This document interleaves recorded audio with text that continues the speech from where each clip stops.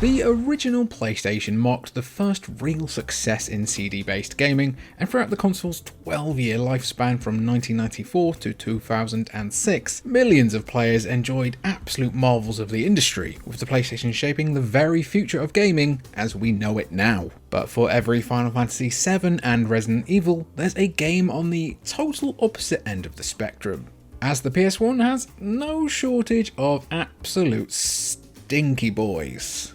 What's the reason behind that though? Well, the PS1 had an absolutely wild early boom that hadn't been seen much in gaming before, leading to countless publishers rushing games out to capture the console's cooler audience. Add in awkward transitions to 3D with very little in the way of budgets for tiny teams, and you have plenty of stinkers across the PS1's nearly 8,000 strong library of games. If 8,000 seems a lot for the 90s, when the internet didn't make us all viciously hammer the buy button every time they announced a new waifu skin coming to Fortnite, that's because it is.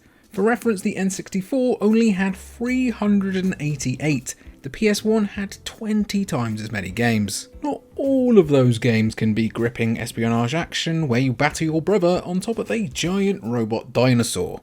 Whether we expected them to be incredibly bad or they were just severe disappointments, these 10 worst PS1 games mark the lowest points of this hallowed console. Before we get into the list though, we have a random Steam key to give away to one lucky viewer. To take part, all you have to do is subscribe down below and also comment down below the worst PS1 game is, and then your choice of worst game on the PS1, and we'll draw a winner next Friday. Number 10, Rascal.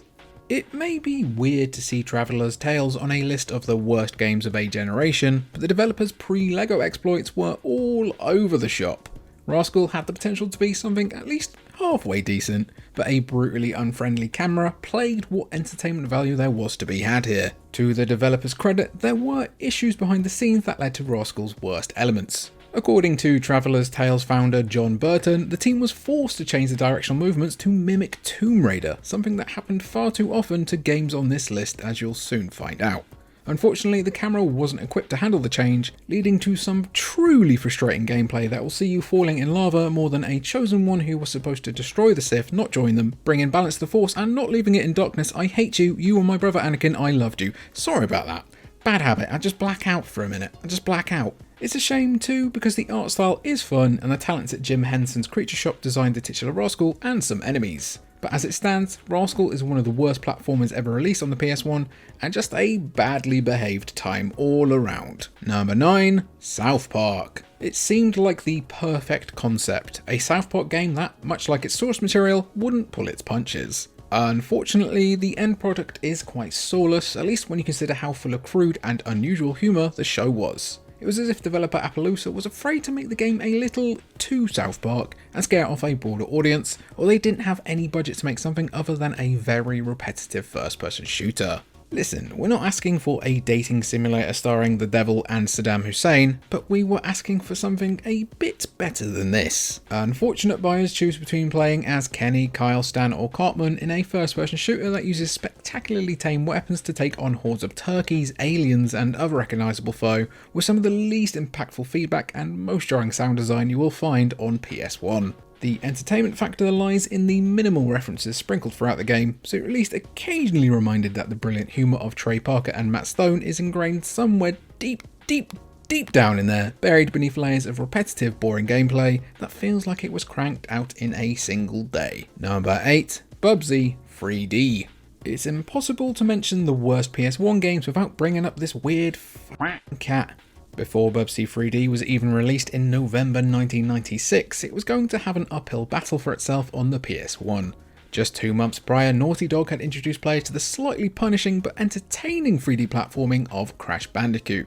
The titular Bandicoot's controls may have made many kids put their controllers through their wall and throw out their shiny Charizards in a fit of rage, but they were leagues smoother than what Eidetic put forth with Bubsy 3D. Prior to his PS1 introduction, Bubsy found some success in a trilogy of side-scrolling 2D platformers. I actually remember quite enjoying those on the Mega Drive. Go watch our video on the best Genesis games. I betrayed my country for 20 minutes for your entertainment. Unfortunately, his 3D transition simply didn't cut it. Jumps were often very difficult to gauge, and each level looked like a weird amalgam of colourful shapes and uninspired threats, like the robber in the dark alley who killed Batman's parents. Please try something new. I've seen his parents die more times than I've seen my own parents. Poor gameplay aside, what stung most about Bubsy 3D is that the anthropomorphic Bobcat was perfectly fine in the 2D space, but the awkward transition to brand new 3D tech was a step too far. Sorry. We've had a few Bubsy games since for some cursed reason, but they're all still pretty far from perfect. Sorry again. I'm feeling pretty weird, goddammit. Number 7, Fantastic 4. Fantastic 4? More like fantastic ? No, comma, poor. Ha! I'll work on that. The long-suffering Fantastic 4 IP can't quite catch a break. While the movies have stirred up ongoing controversy over their generally pretty mid-quality, this PS1 beat-em-up has been forgotten over time. Luckily for everyone, we're here to remind you how Probe Entertainment took the entertaining concept of Final Fight, the fame of the Fantastic Four, and made something that was the polar opposite of the IP's name. And no, we don't mean because there's actually 5 playable characters in this one. Each of the Fantastic Quartet, and also She-Hulk for reasons, is playable in single player and co-op game modes. One more player certainly help a little, if only to make fun of the game itself. It's not enough to make up for stiff controls, janky jerky movement, and repetitive combat. Even stranger than the core game is the racing minigame that fills the space between levels for just cause? There's no rhyme or reason to it, it simply just exists. Just like the 2015 movie then. Number 6, Perfect Weapon. The absolute worst thing about this wacky action-adventure was that it clearly tried to capitalise on the success of Tekken and Resident Evil without really knowing what made them both so much fun. I mean, there's no buff dudes in Jaguar masks who run orphanages. Stop wasting my goddamn time. In Perfect Weapon, players take control of an Earth Defense Force agent who happens to moonlight as a martial arts world champion. As you do. He's dropped into a weird alien world where his limited martial arts moveset comes in handy when he's slapping around extraterrestrial beta boys. Perfect Weapon is just a weird game. There's no better way to put it really. It lacks any meaningful progression and its story is simply not worth the effort it takes to work through it. And yet the biggest disappointment isn't even the end product, though that's plenty disappointing. It's the missed potential to meld survival horror's pacing and exploration with the fighting genre's variety and punchy combat. Perfect Weapon feels more like the prototype of a better game than a finished work, a bonkers melding of ideas that simply doesn't come together at all. Number 5, Spawn the Eternal. It almost seems like a crime to screw up a Spawn game to the point where you question if it was even intended to be a Spawn game. In the case of Spawn the Eternal, it was always going to focus on the titular anti-hero. However, the game PS1 owners got was not what the developers set out to create. After about a year of development, for an uncited reason, the format was changed to take inspiration from Tomb Raider. While a potentially great, if bloody bizarre template for Spawn, the result is an unevenly paced fighting adventure that sees Spawn bumbling around maze-like levels and occasionally engaging in cumbersome one-on-one melee combat with enemies. The problem with the change is that it's visually and mechanically uninteresting, and getting to grips with the controls takes an eternity. Somehow, Sony themselves found a way to squander Todd McFarlane's vision and convince him to sign off on such a lifeless experience.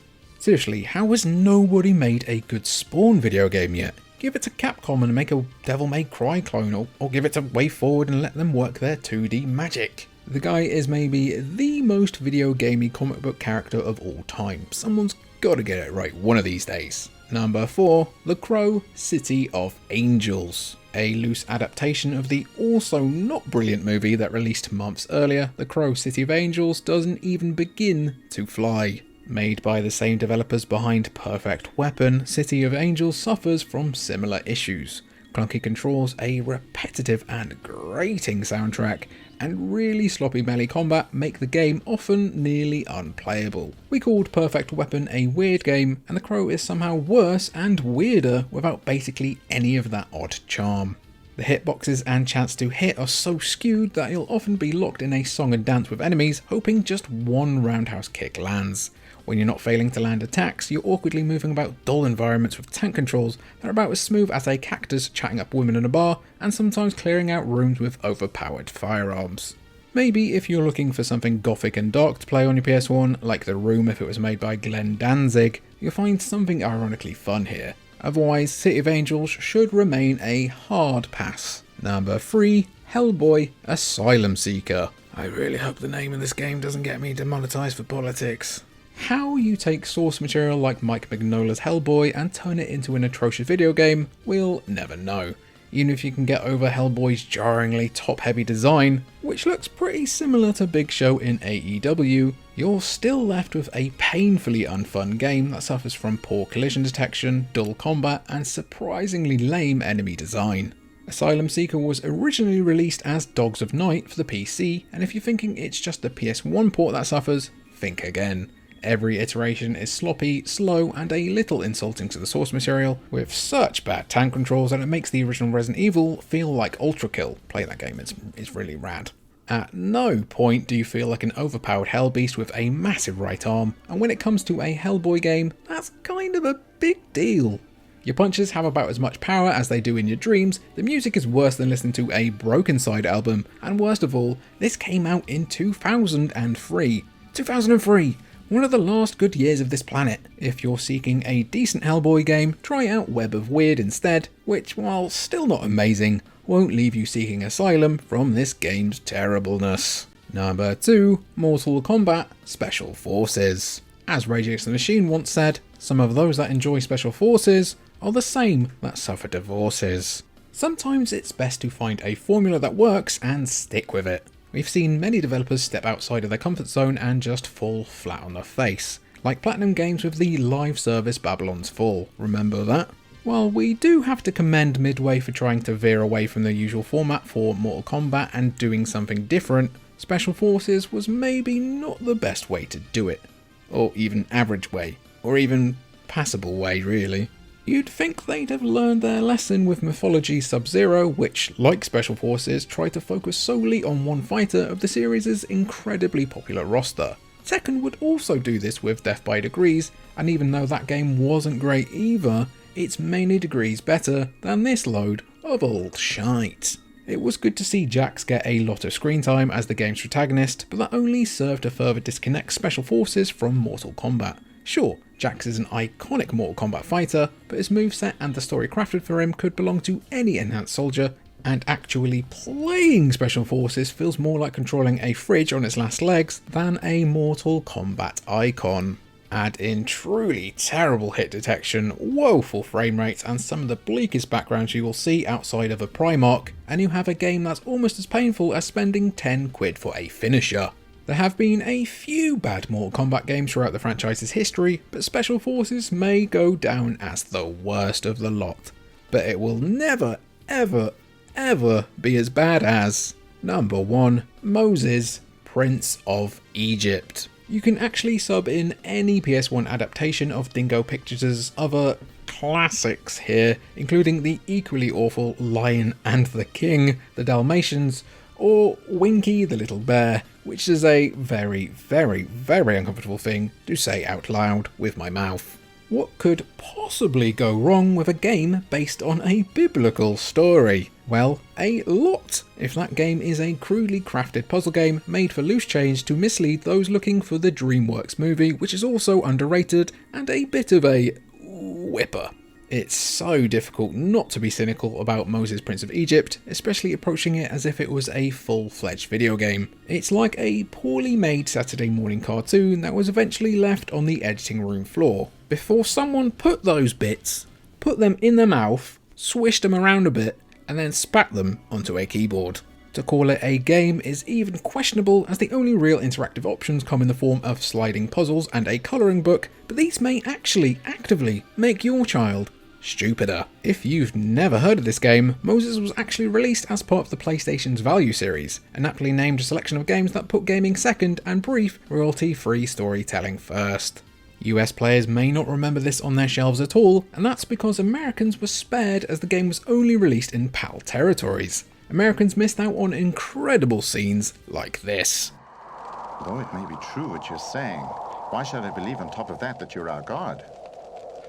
Look at that staff which is lying around there. You can take any 20-second slice of this game out of context and it's just the wildest, most upsetting ride.